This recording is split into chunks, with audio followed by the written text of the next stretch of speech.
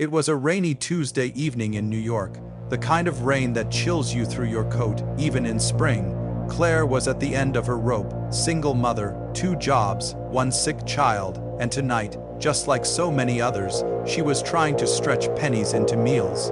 She stood in line at the grocery store, counting change in her trembling hands.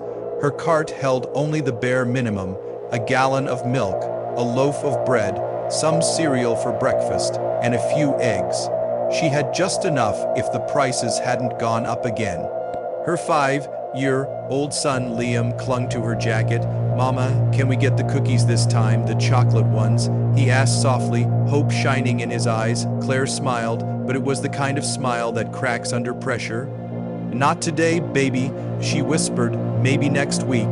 The cashier started scanning the items. Claire's heart pounded. She watched the numbers climb on the register: $3, $99, $2, $49, $4, $79.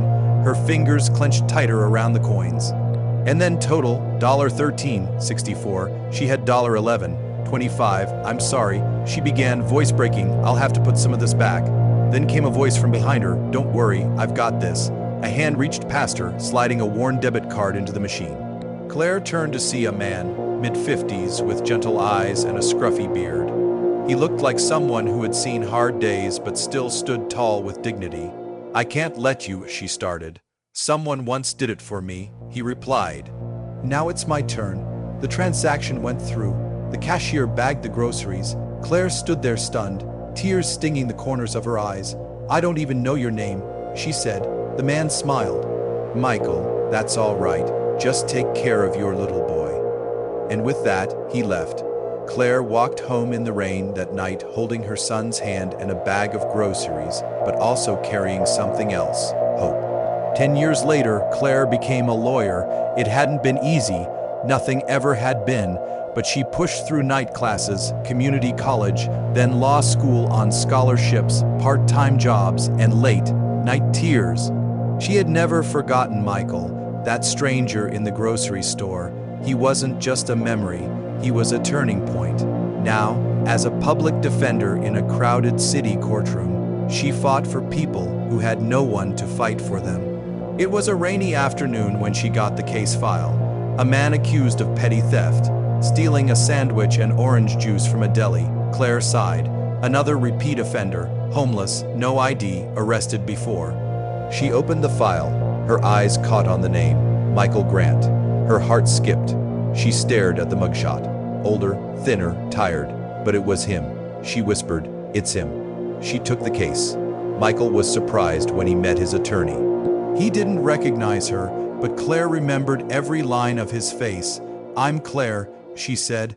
"I'm your public defender." He nodded, confused. "Thank you." Over the next few weeks, Claire worked on his case.